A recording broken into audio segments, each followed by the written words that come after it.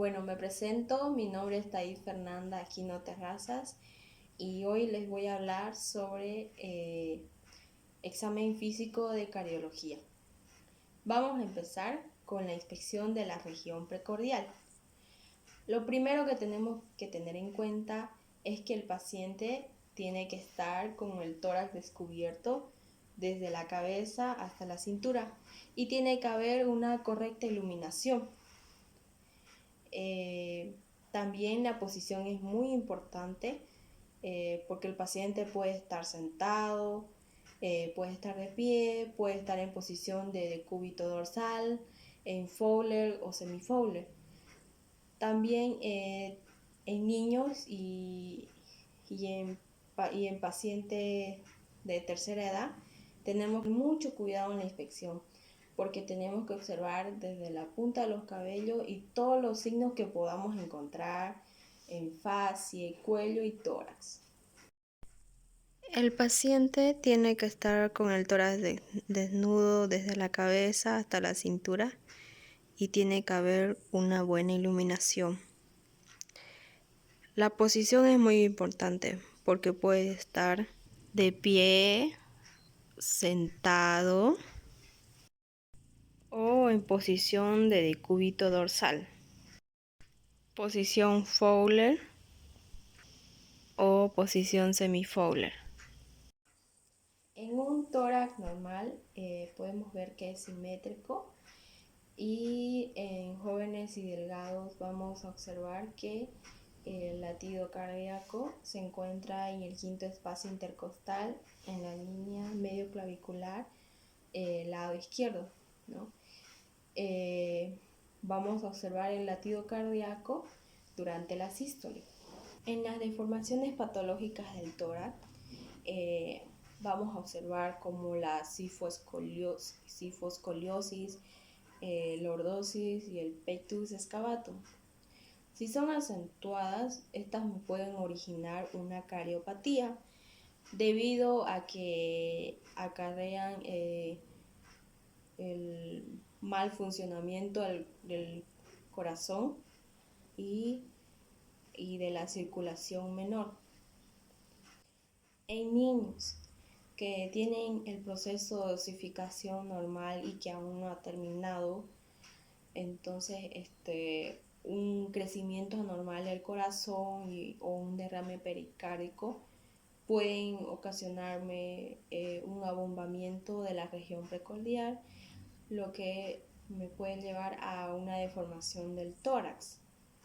En el hábito constitucional vamos a observar que en los pacientes brevilíneos o pícnicos presentan un corazón más horizontalizado, lo que parece más grande.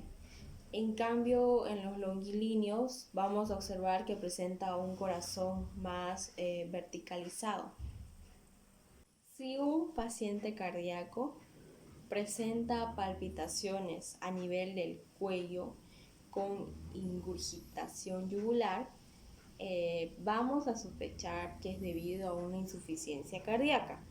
Ahora, si presenciamos eso en el lado izquierdo, vamos a observar que va a haber palpitaciones.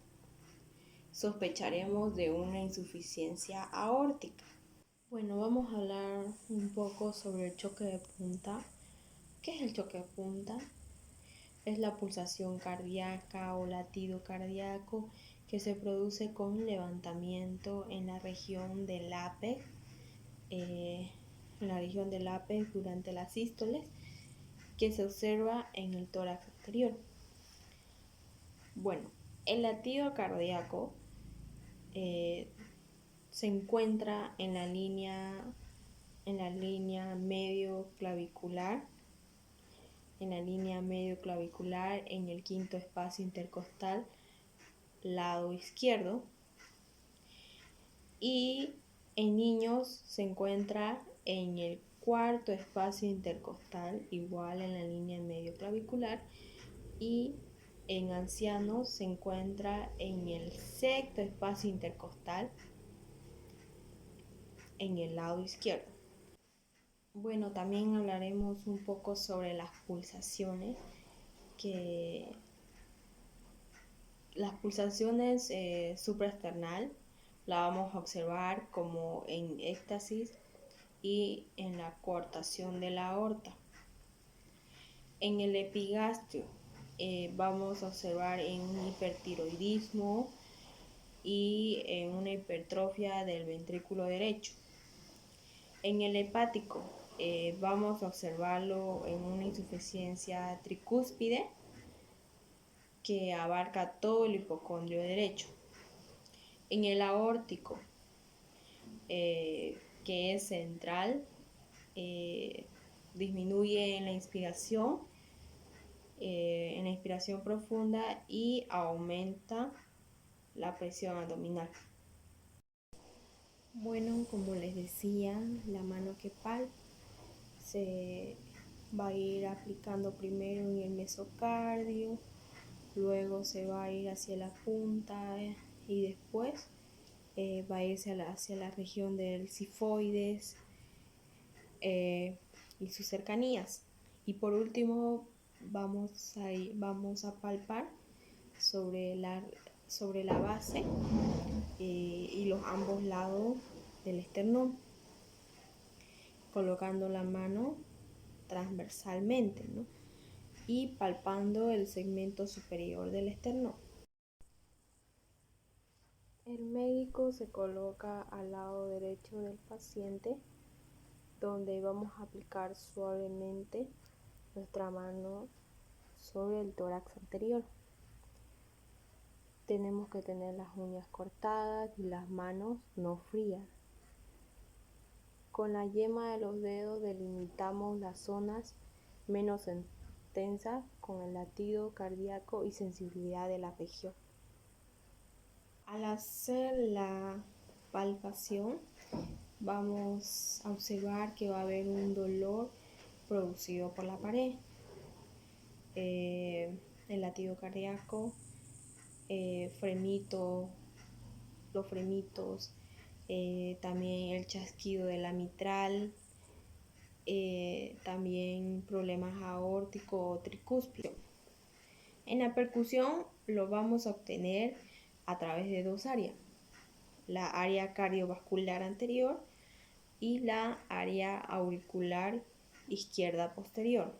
En la área cardiovascular anterior vamos a buscar lo que es la limitación del borde superior de la matidez hepática. Vamos a ubicar el latido cardíaco. Vamos a determinar el límite derecho de la área cardiovascular y el límite izquierdo de la área cardiovascular. En la percusión de la área aurícula izquierda posterior, en la aurícula izquierda posterior, aún siendo normal, esta se va a proyectar hacia la región infraescapular izquierda en forma de un rectángulo yuxtapuesto hacia la columna vertebral, situado entre las vértebras la T2 y T4 y con una área media de 4 a 3 centímetros. Todo esto se va a percutir con la maniobra de la dígito digital de Hertz. Ahora vamos a hablar sobre la auscultación. Bueno, el examen de auscultación cardíaca es un método de exploración semiológica, donde se debe realizar en un ambiente tranquilo y con poca luz, ¿no? Y para eso vamos a auscultar lo que son los focos o áreas de auscultación. Tenemos el foco mitral, foco tricúspide, aórtico, pulmonar y también el accesorio de Heer. El foco mitral se encuentra en el ápice a nivel del latido cardíaco, donde está en la línea medio clavicular, en el quinto espacio intercostal, el lado izquierdo.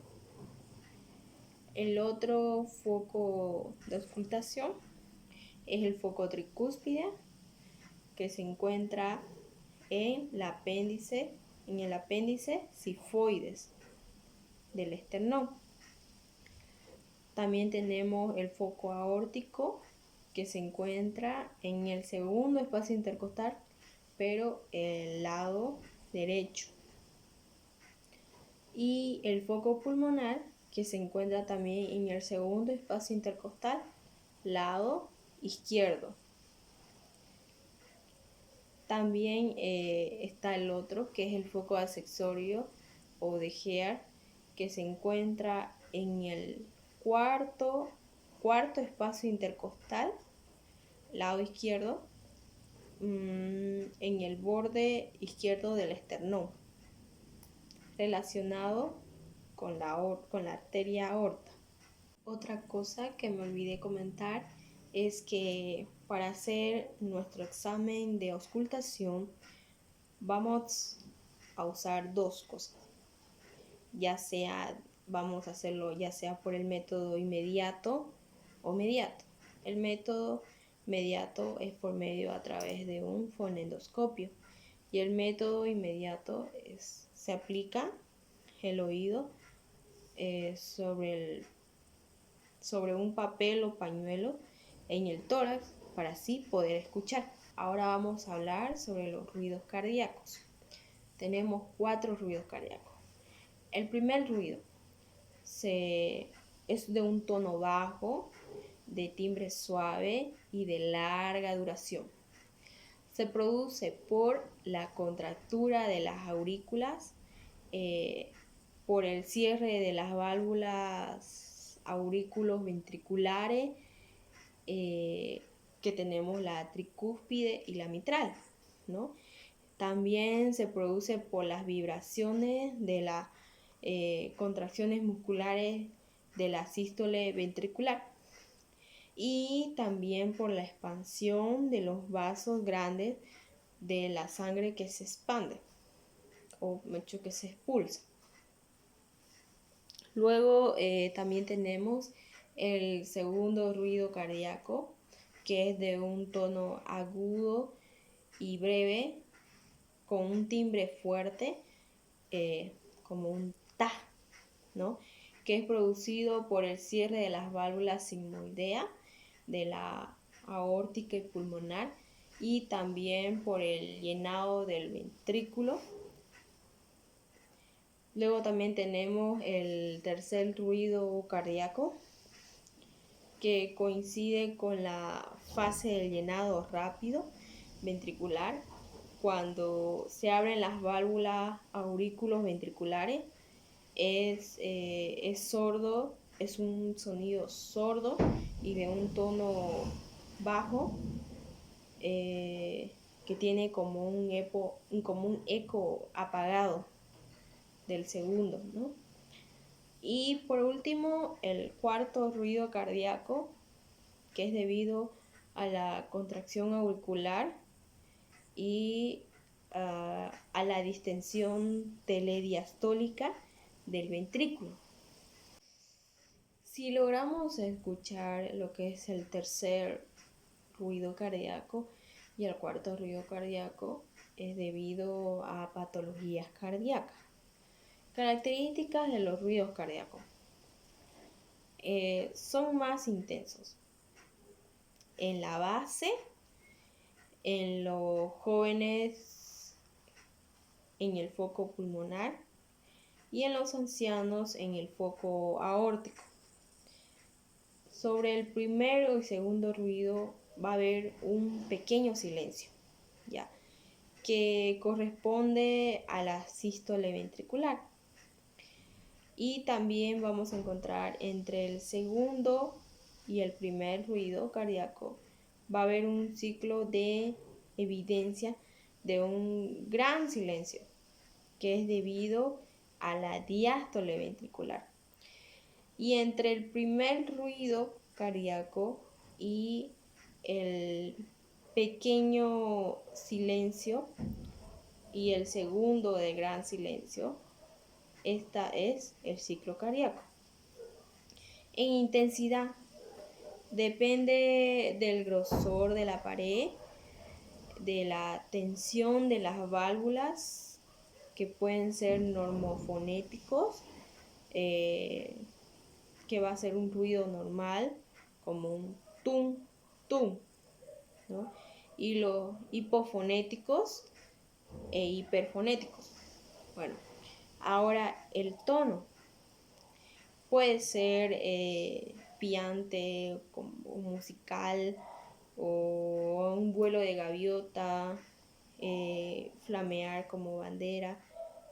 Y esto es por el desprendimiento valvular. Y ahora en timbre tiene un carácter áspero, rasposo, con un timbre metálico en la estenosis mitral. Bueno, ahora modificaciones en el ruido cardíaco. ¿Cómo se modifican? Debido a su intensidad y tono, ¿no?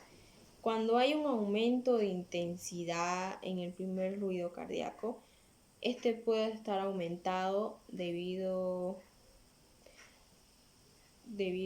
a la actividad cardíaca, una diastonía neurovegetativas, debido a una estenosis mitral, en la que bloquea los aurículos ventriculares y el hipertiroidismo en emociones y en ejercicios de esfuerzo, ¿no?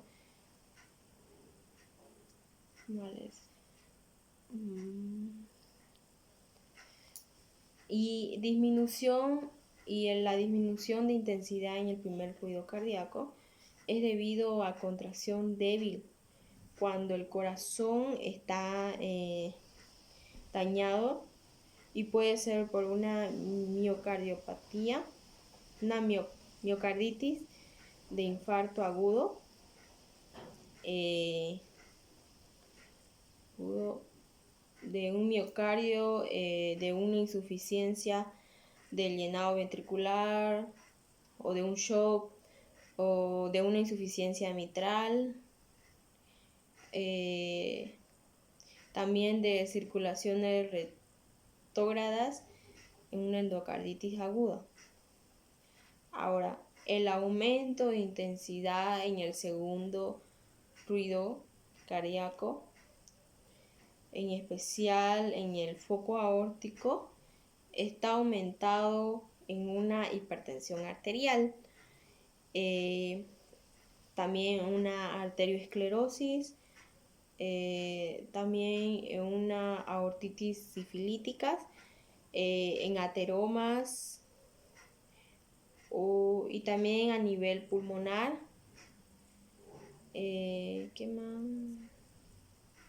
En un hipertiroidismo y en una insuficiencia cardíaca derecha. Ahora, la disminución del segundo ruido cardíaco se debe, más que todo en el foco aórtico, se debe en una insuficiencia cardíaca izquierda, por una estenosis, por una insuficiencia aórtica y en la hipotensión. Ahora vamos a hablar sobre el desdoblamiento, que está causado, y podemos escuchar dos grupos de vibraciones que son iguales o de distinta intensidad, que pueden ser ya sea fisiológicos o patológicos. El desdoblamiento fisiológico. En el primer ruido cardíaco se da en sujetos sanos, el 15%, en erectismo cardíaco, que al final de la expiración del foco tricúspide y mitral. Y el segundo ruido cardíaco se da en sujetos sanos al final de la inspiración, que es por el retraso del cierre de las válvulas sigmoideas pulmonares, y que nos puede dar a un tercer ruido. El desdoblamiento patológico se encuentra en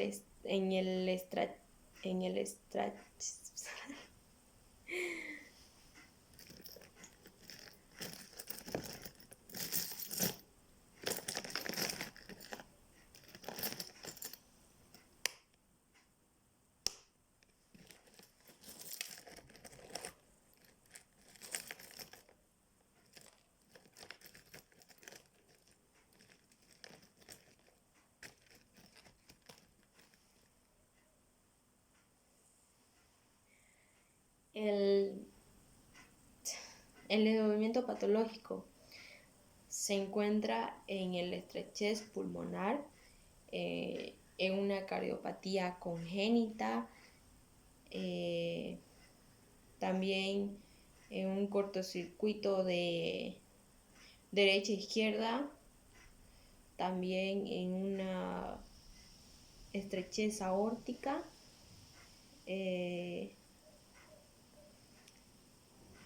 y eso. Ahora, el ritmo cardíaco. Los ritmos cardíacos. Encontramos 4 ritmos cardíacos, ¿no?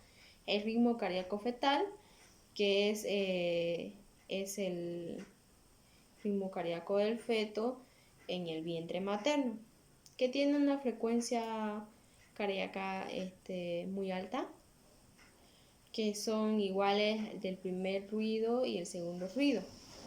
Los dos se escuchan iguales. En el ritmo pendular, que se asemeja al de tic-tac del reloj, que es un signo de la falla miocárdica. En el ritmo de 3 tiempos, como ese, ¿no?, que es agregado un gran silencio con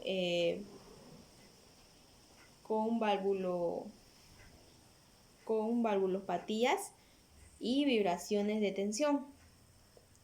Y el ritmo de galera, que es también de 3 tiempos, como el galope del caballo, ¿no?, de origen muscular, que aparece en una diástole, como un golpe, como un galope de aurícula, ¿no? Y el galope ventricular prodiastólica o galope de adición o suma. En la frecuencia cardíaca, que es el número de pulsaciones de latidos del corazón por unidad de tiempo, que suele expresarse en pulsaciones por minuto, donde vamos a usar el reloj con minutero y segundero. El primer marcapaso del corazón está en el nódulo sinusal. Después viene el aurículo ventricular y el haz de His y las fibras de Purkinje y este sistema de conducción del corazón. Ahora vamos a hablar sobre las arritmias. Es un trastorno de la frecuencia cardíaca o del ritmo cardíaco. Vamos a observar arritmias con frecuencia baja, con frecuencia alta y frecuencia normal.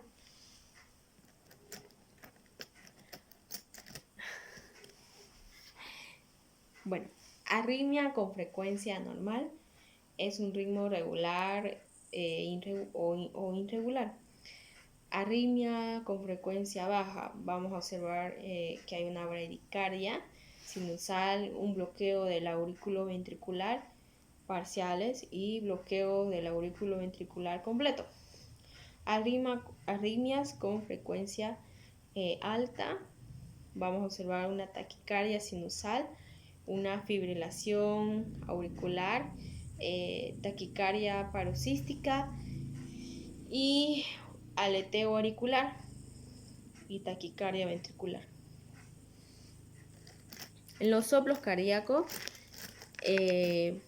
son ruidos anormales que aparecen en el ciclo cardíaco, ¿no?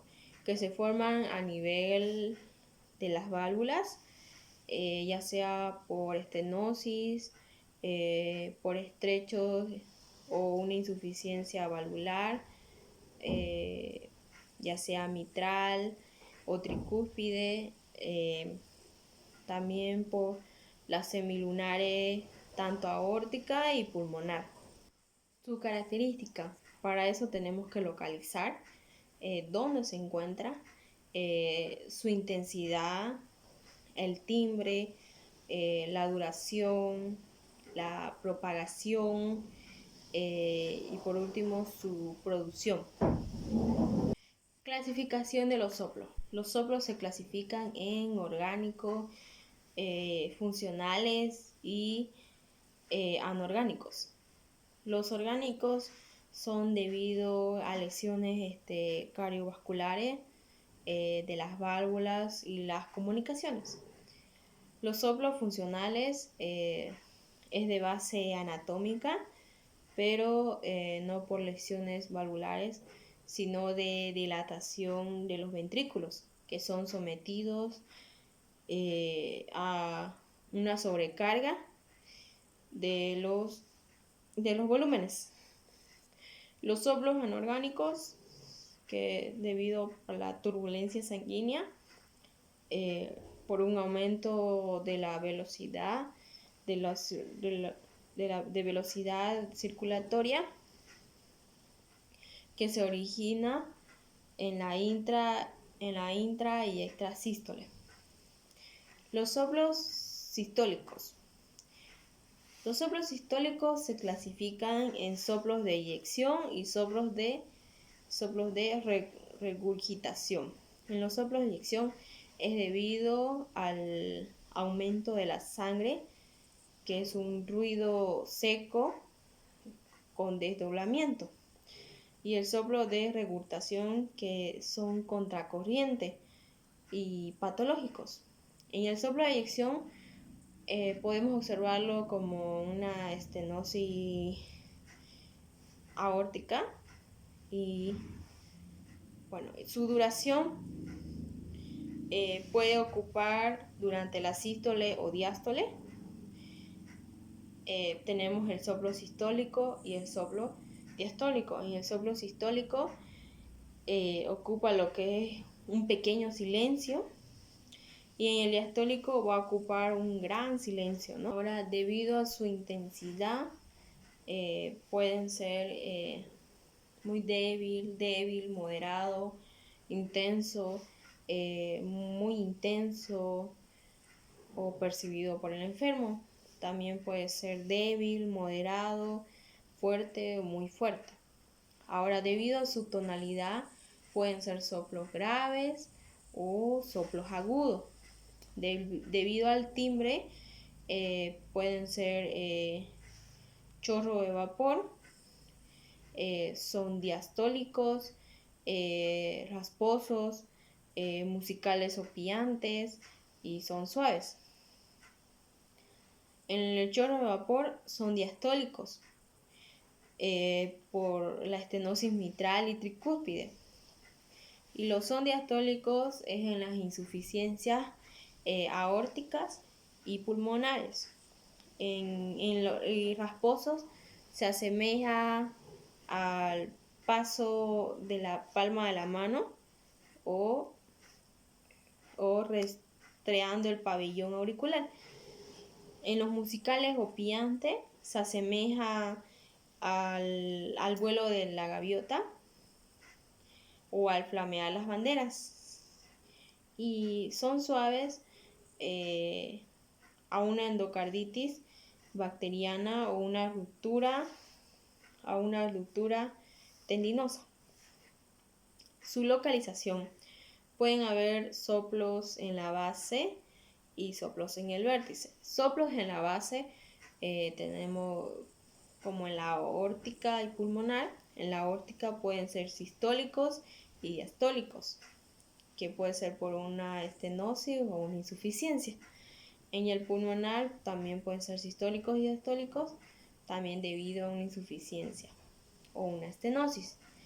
Y en los soplos en el vértice puede ser en la mitral y en la tricúspide, por sistólicos y diastólicos, también debido a una insuficiencia o una estenosis.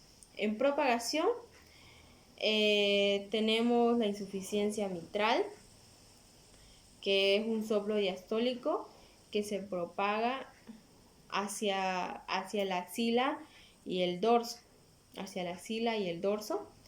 Y en estenosis mitral tenemos el soplo presistólico que se propaga hacia la punta del corazón. Y en la insuficiencia tricuspidia tenemos el soplo sistólico que se propaga hacia la región epigástrica. Y en estrechez tricuspidia o tricúspide se propaga hacia la punta del corazón, que es raramente, ¿no?, que se llega a escuchar.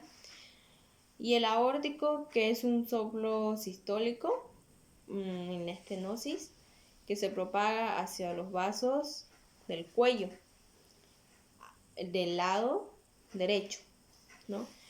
Y el soplo diastólico en la insuficiencia se propaga hacia abajo y a lo largo del borde derecho del esternón. Y el pulmonar, que es un soplo sistólico en la estenosis, que se propaga de arriba hasta la clavícula izquierda. Y el soplo diastólico en la insuficiencia se va a propagar de hacia abajo a lo largo del borde del esternón. En los soplos sistólicos y los soplos diastólicos. Los soplos sistólicos marca lo que es la hora, y los soplos diastólicos marcan los minutos. Gracias, no te olvides de darle un me gusta.